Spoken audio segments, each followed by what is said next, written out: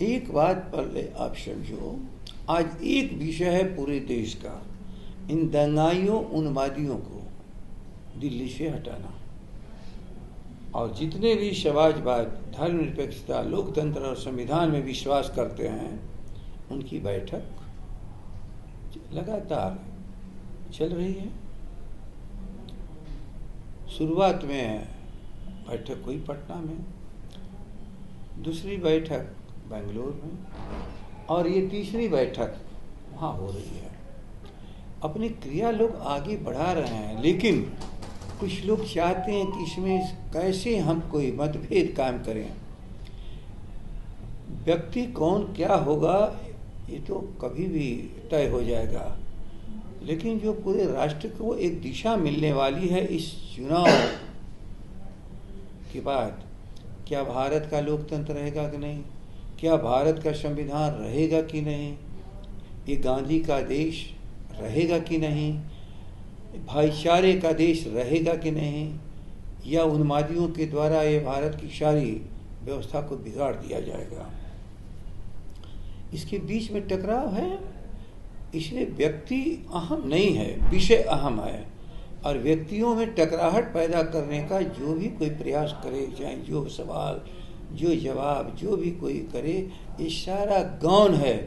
भारत का संविधान, जिसको लिखने वाले हैं बाबा साहब अम्बेडकर, और जिसको पूरी तरह ग्रहण किया है भारत की जनता की तरफ से संविधान सभा ने, समाजवादी, गांधीवादी, आज़ादी के दीवानों के बाद जो मूल्यों को लेकर के जो हमारी संविधान सभा बनी आज़ादी के बाद, उसकी रक्षा भी करनी है। उसे किसी को बर्बाद नहीं करने दिया जाएगा। ये भारत देश दुनिया में इसलिए नाम करेगा कि भारत वसुधैव कुटुंबकम, वसुधैव कुटुंबकम का नारा देने वाला है। पूरी धरती हमारी और उस पर रहने वाले सभी लोगों में एक कुटुंब है। लेकिन यहाँ तो भारत के भीतर ही कई देश, कई धर्म का लेकर के लोग कुछ विघटित करना चाहते हैं।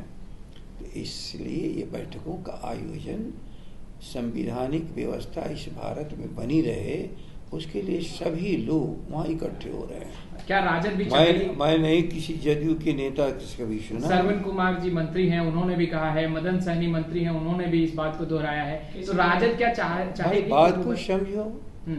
हम लोग के बिहार की तरफ से नीतीश जी को सभी लोग चाहते हैं कि इस देश को की सबसे बड़ी कुर्सी मिले, ताकि एक समाजवादी आंदोलन की उपज है और सब कुछ समेट करके कैसे चला जाए इसका प्रयास करें। अनुभव है। अब बाकी इसको अपने अपने हिसाब से कोई व्याख्या करता है, विरोधी कुछ कहता है, साथी कुछ कहते हैं, कहाँ इसमें लेकिन मतभेद है। सारी बैठकें बहुत स्वच्छ वातावरण में, राजद की भी एक साथ वातावरण में, अच्छे वातावरण में बैठक हो रही है। सर राजद की भी यही इच्छा है।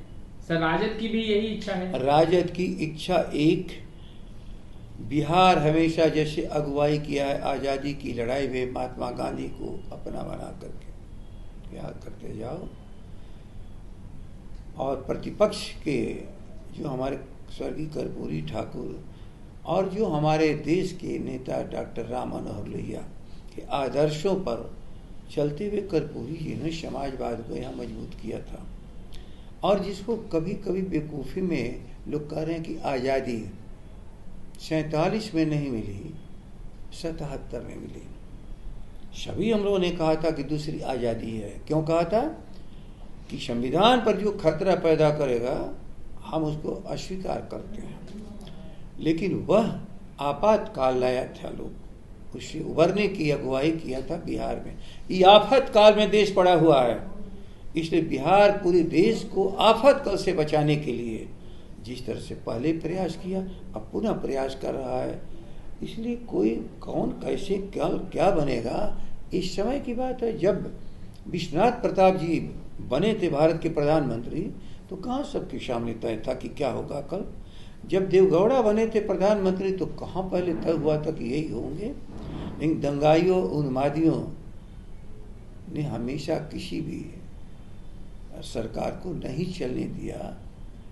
ये आफत पैदा करने वाले लोग हैं। इसलिए समझो, पहले देश को बचाना, लोकतंत्र को बचाना, बिहार इसके लिए प्रतिबद्ध है और लालू प्रसाद जी और नीतीश जी दोनों मिलकर इस काम को कर रहे हैं। विजय सिन्हा कह रहे हैं कि वंशवाद, और बेचारे कहेंगे क्या, दया के पात्र लोग हैं, जाते जाते रो रहे हैं, जाते जाते गाली दे करके जाना चाहते हैं। तो यदि गाली देने में भी उनको प्रसन्नता है तो देश को बचाने के लिए हम लोग सब गाली उनकी सुनेंगे।